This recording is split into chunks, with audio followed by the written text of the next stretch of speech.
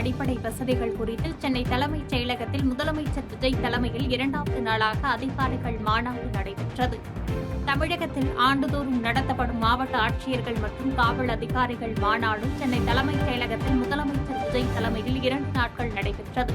இம்மாநாட்டை தொடங்கி வைத்து பேசிய முதலமைச்சர் விஜய், மக்கள் தங்களை தேர்ந்தெடுத்த நோக்கத்தை உணர்ந்து லஞ்சமற்ற சமூக நீதி அரசை நடத்த வேண்டும் என்றும், பொதுமக்களின் அடிப்படை வசதிகளான ரேஷன், கல்வி, குடிநீர், சாலை வசதிகளில் முக்கிய கவனம் செலுத்த வேண்டும் என அறிவுறுத்தினார். மேலும் சட்டம் ஒழுங்கு மற்றும் 100% பெண்கள் பாதுகாப்பை சமரசமின்றி உறுதி செய்ய வேண்டும் என்றும், தவறு செய்பவர்கள் யாராக இருந்தாலும் பாரபட்சமின்றி சட்டப்படி உடனடியாக தண்டனை பெற்றுத்தர வேண்டும் என கேட்டுக் கொண்டார். இந்நிலையில் இன்று 2வது நாள் மாநாட்டில் வனத்துறை உயர் அலுவலர்களும் பங்கேற்ற நிலையில் திறம்பட செயல்பட்ட அதிகாரிகளுக்கு பரிசுகள் வழங்கப்பட்டு மாநாடு நிறைவடைந்தது. விருதுநகரில் அனுமதியின்றி குழந்தைக்கு சொட்டு மருந்து கொடுத்து ரீல்ஸ் வெளியிட்ட விவகாரத்தில் விருதுநகர் கிழக்கு மாவட்ட மத்திய ஒன்றிய செயலாளர் முத்துவேல் அப்பொறுப்பிலிருந்து 3 மாத காலத்திற்கு தற்காலிகமாக நீக்கப்படுகிறார் என்று விருதுநகர் சட்டமன்ற உறுப்பினர் செல்வம் அறிக்கை வெளியிட்டுள்ளார். தமிழக வெற்றி கழகத்தினர் தன்னிச்சையாக சட்ட விதிகளை மீறி செயல்படுவதாக புகார்கள் எழுந்து வரும் நிலையில் விருதுநகரில் நடைபெற்ற போலியோ சொட்டு மருந்து முகாமிற்குள் தாவேக மத்திய ஒன்றிய செயலாளர் முத்துவேல் என்பவர் எவ்வித அரசு அனுமதியுமின்றி நுழைந்து விளம்பர நோக்கத்திற்காக ஒரு குழந்தையை வரவழைத்து மருத்துவ பயிற்சி ஏதுமின்றி போலியோ சொட்டு மருந்தை செலுத்தி அதனை சினிமா பாணியில் ரீல்ஸ் வீடியோவாக எடுத்து சமூக வலைதளங்களில் வெளியிட்டுள்ளார். தாவேக நிர்வாகியின் இத்தகைய செயல் தொடர்பான வீடியோ வெளியாகி கடும் கண்டனங்கள் எழுந்த நிலையில் சட்டமன்ற உறுப்பினரும் மாவட்ட கழக செயலாளருமான செல்வம் கட்சி நிர்வாகியை 3 மாத காலத்திற்கு தற்காலிக நீக்கம் செய்துள்ளதாக அறிவித்துள்ளார். தரங்கம்பாடி அருகே வெவ்வேறு சமூகத்தை சேர்ந்த காதலர்கள் தூக்கில் தொங்கிய நிலையில் சடலமாக மீட்கப்பட்ட சம்பவத்தில் பெண் வீட்டார் ஆணவ கொலை செய்துள்ளதாக இளைஞரின் வீட்டார் குற்றச்சாட்டை வைத்துள்ளனர். மயிலாடுதுறை மாவட்டம் தரங்கம்பாடி அருகே புதுப்பாளையம் கிராமத்தை சேர்ந்த பட்டியலினத்தை சேர்ந்த இளைஞரான பார்த்திபன் மற்றும் மாற்று சமூகத்தை சேர்ந்த சாத்தங்குடி கிராமத்தை சேர்ந்த 16 வயது சிறுமி திவ்யதர்ஷினி என்பவரும் ஒருவருக்கொருவர் காதலித்து வந்ததாக கூறப்படும் நிலையில் இரு வீட்டாரும் வெவ்வேறு சமூகத்தை சேர்ந்தவர்கள் என்பதால் குடும்பத்தினரிடையே பிரச்சினை ஏற்பட்டு போலீசில் புகார் அளிக்கப்பட்டிருந்தது.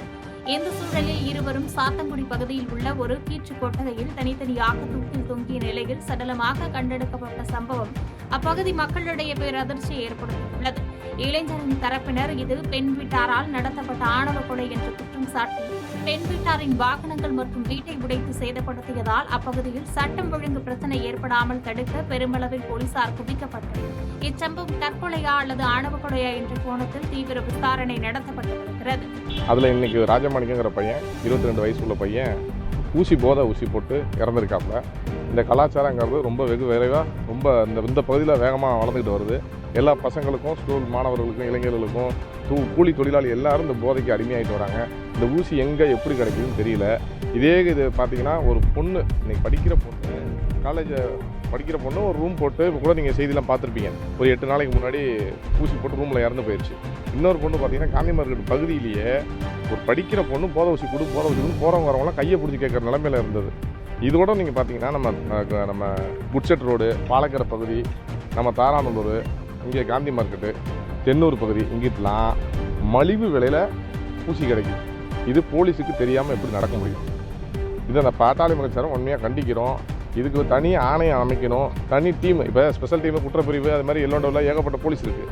இது போதை ஊசியை தடுக்கிறதுக்கு தனி பிரிவு வேணும். அந்த பிரிவில் இங்கே பார்த்தீங்கன்னா டன் கணக்கில் ஊசி கொட்டி கிடக்கிற இடமும் எங்கள்கிட்ட தெரியுது. அவ்வளோ பசங்க அதில் அடிமையாகிட்டு இருக்காங்க. திருச்சி காந்தி மார்க்கெட் பகுதியில் போதை ஊசி செலுத்திக் கொண்ட 22 வயது இளைஞர் பரிதாபமாக உயிரிழந்தார் என தகவல் வெளியாகியுள்ளது. திருச்சி காந்தி மார்க்கெட் கல்மந்தை காலனி பகுதியைச் சேர்ந்த ராஜமாணிக்கம் என்ற இளைஞர் அங்குள்ள ஒரு பொது கழிப்பறையில் போதை ஊசி செலுத்திக் கொண்ட நிலையில் சம்பவ இடத்திலேயே உயிரிழந்துள்ளார். இதுகுறித்து காந்தி மார்க்கெட் போலீசார் வழக்கு பதிவு செய்து தீவிர விசாரணை மேற்கொண்டு வருகின்றனர். கடந்த ஜூன் 8ஆம் தேதியும் திருச்சியில் உள்ள ஒரு லாட்ஜில் நண்பர்களுடன் போதை ஊசி செலுத்திக் கொண்ட பெண் ஒருவர் உயிரிழந்த சம்பவத்தில் 2 கைது செய்யப்பட்ட நிலையில் தற்போது மீண்டும் ஒரு இளைஞர் உயிரிழந்திருப்பது திருச்சி மாநகரில் போதை ஊசி கலாச்சாரம் அதிகரித்து வருவதை காட்டுவதோடு பொதுமக்களிடையே பெரும் அச்சத்தை ஏற்படுத்தியுள்ளது.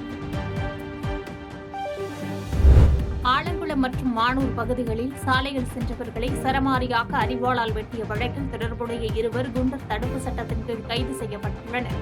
தென்காசி மாவட்டம் நெட்டூர் பகுதியில் திருமண பேனர் விவகாரத்தில் ஏற்பட்ட மோதலில் திருமண வீட்டிற்குள் புகுந்து அங்கிருந்தவர்களையும் சாலையில் சென்றவர்களையும் அரிவாளால் வெட்டிவிட்டு மானூர் பகுதியிலும் பொதுமக்களை வெட்டிய சம்பவம் கடந்த ஜூன் மாதம் நெல்லை மற்றும் தென்காசி மாவட்டங்களில் பெரும் பரபரப்பை ஏற்படுத்தியது.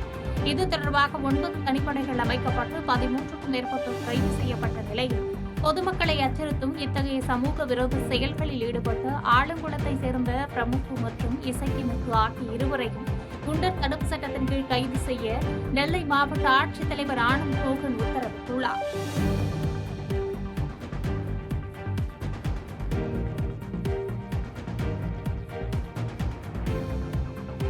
செய்திகளை உடனுக்குடன் தெரிந்து கொள்ள கீழ்கண்ட கேபிள் மற்றும் டிடிஎச் நெட்வொர்க்குகளில் எம்நாடு செய்தி தொலைக்காட்சியை காணுங்கள்.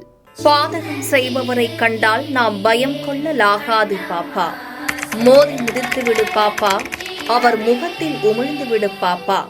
அண்மை செய்திகளை உடனுக்குடன் தெரிந்து கொள்ள இணைந்திருங்கள் எம்நாடு தொலைக்காட்சியுடன்.